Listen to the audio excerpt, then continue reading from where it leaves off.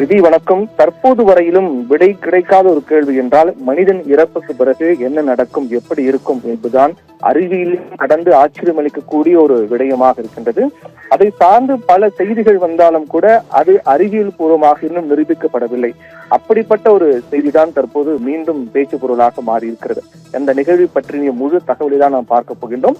இது கடந்த சில ஆண்டுகளுக்கு முன்பு நடைபெற்ற ஒரு நிகழ்வு. அதை கண்ட அனுபவத்தை நேற்று சில நிமிடங்களுக்கு முன்பாக அந்த நிகழ்வை அவர் பகிர்ந்திருக்கிறார். அதாவது கடந்த 2018ஆம் ஆண்டு மரம் சிற்பம் தொடர்பான பணியை கனடாவை சேர்ந்த ஆடம் டாப் என்பவர் மேற்கொள்கிறார்.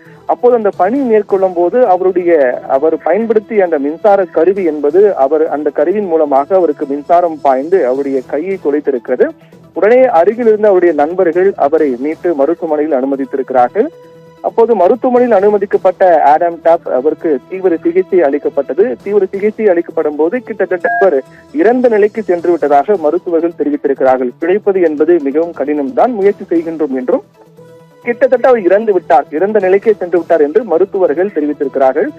அதற்கு பிறகுதான் அவர் இறந்த நிலைக்கு சென்று விட்டார் என்று மருத்துவர்கள் கூறிய அந்த 11 நிமிடம் 5 வினாடிகளுக்கு பிறகுதான் ஆடம் டாப் உடலில் அசைவுகள் ஏற்பட்டு அவரை மீண்டும் அவருடைய இதய துடிப்பை இயல்பு நிலைக்கு கொண்டு வர மருத்துவர்கள் தீவிர முயற்சி மேற்கொண்டிருக்கிறார்கள். அதனுடைய பலனாக ஆடம் டாப் இறந்த நிலைக்கு சென்ற நிலையில் அதற்கு பிறகு மருத்துவர்கள் கொடுத்த தீவிர சிகிச்சை காரணமாக அதற்கு கோமா நிலையில் செல்கிறார்.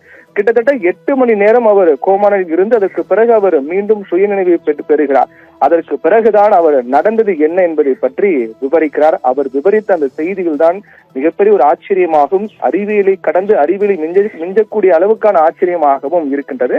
அது இறந்த பிறகு என்ன நடக்கும், எப்படி இருக்கும் என்பது தொடர்பான பல்வேறு தகவல்களை ஆச்சரியம் அளிக்கக்கூடிய வகையில் அவர் பகிர்ந்திருக்கிறார். அதாவது மருத்துவர்கள் சொல்லப்பட்ட அந்த 11 நிமிடம் 5 வினாடிகள் இறந்த நிலைக்கு சென்று விட்டதாக சொல்லப்பட்ட அந்த 11 நிமிடம் 5 வினாடிகள் அவர் எதை கண்டார், அது தொடர்பான திகில் அனுபவத்தை அவர் பகிர்ந்திருக்கிறார். அதில் அவர் தெரிவிக்கிறார், மின்சாரம் பாய்ந்த நேரத்தில் என் உடலில் இருக்கக்கூடிய ஒவ்வொரு உயிரணுவும் துண்டு துண்டாக இழுக்கப்படுவதை போல உணர்ந்தேன். வலி தாங்க முடியாத ஒரு வலி என்பதை உணர்ந்தேன். அதற்கு பிறகு என்ன நடந்தது என்பதை ஒரு கணம் எனக்கு தெரியவில்லை என்றும் அப்போது ஒரு அமைதியான நிலைக்கு தான் செல்கின்றேன் என்று தெரிவிக்கிறார். அந்த அமைதியான நிலைக்கு அவர் சென்றதாக சொல்லப்பட்ட நேரம் தான் அவர் இறந்த நிலைக்கு சென்று விட்டதாக மருத்துவர்கள் சொன்ன அந்த 11 நிமிடம் அந்த நேரம்.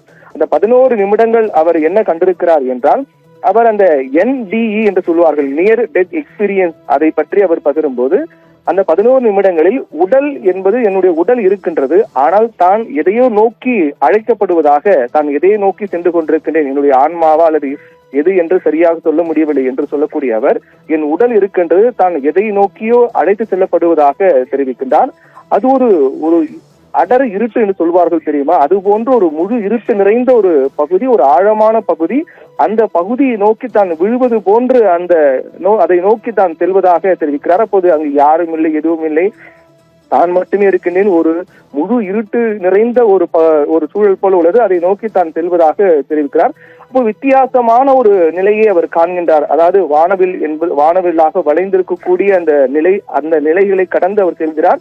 அதில் இருக்கக்கூடிய அந்த அதிர்வுகள் அவர் மீது படுவது போன்ற உணர்வு என்பது ஏற்பட்டிருப்பதாகவும் ஒரு வித்தியாசமான அனுபவமாக இருந்தது என்றும் அந்த அதிர்வெண் தன்னை தழுவுகிறது என்றும் அந்த வானவில் போன்ற ஒரு நிலை, அந்த வித்தியாசமான வானவில்லை கண்டேன் என்றும் அந்த நிலை தன்னை தழுவுகிறது என்றும் அவர் குறிப்பிடுகிறார்.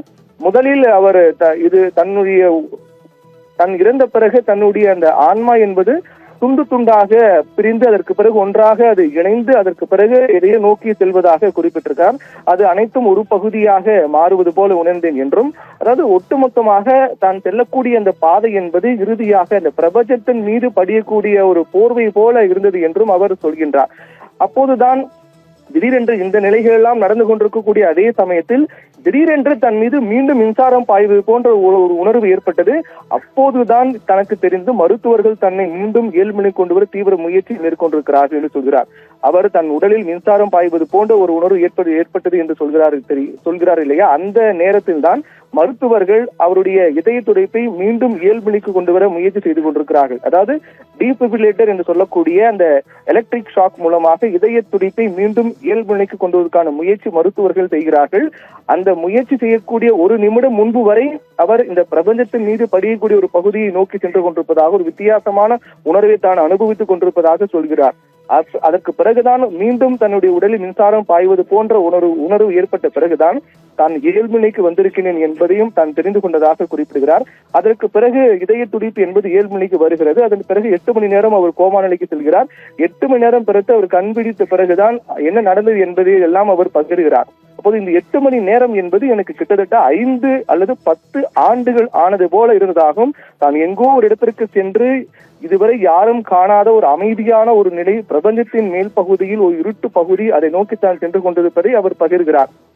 அது 5 வருடங்கள் 10 வருடங்கள் என்று சொல்லியிருந்தாலும் கூட தான் நம்பியிருப்பேன் இந்த 8 மணி நேர கோமா நிலை என்பது 10 ஆண்டுகளை கடந்து விட்டது போல ஒரு உணர்வு இருப்பதாக அவர் பகிர்கிறார்.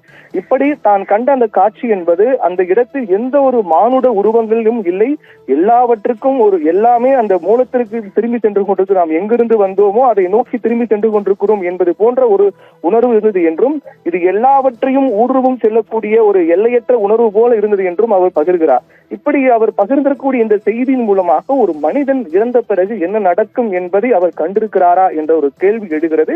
இது கிட்டத்தட்ட அறிவியலை மிஞ்சும் ஆச்சரியமளிக்கக்கூடிய ஒரு நிகழ்வாக தான் பார்க்கப்படுகிறது. 11 நிமிடங்கள் 5 வினாடிகள் தான் இறந்த நிலைக்கு சென்றுவிட்டதாக சொல்லப்பட்ட அந்த நிமிடத்தில் அவர் கண்டது அனைத்தும் ஒரு திகில் அனுபவமாக அவர் பகிர்ந்திருப்பது என்பது ஆச்சரியமளிக்கக்கூடிய விடயமாக தான் பார்க்கப்படுகின்றது. பிரதி.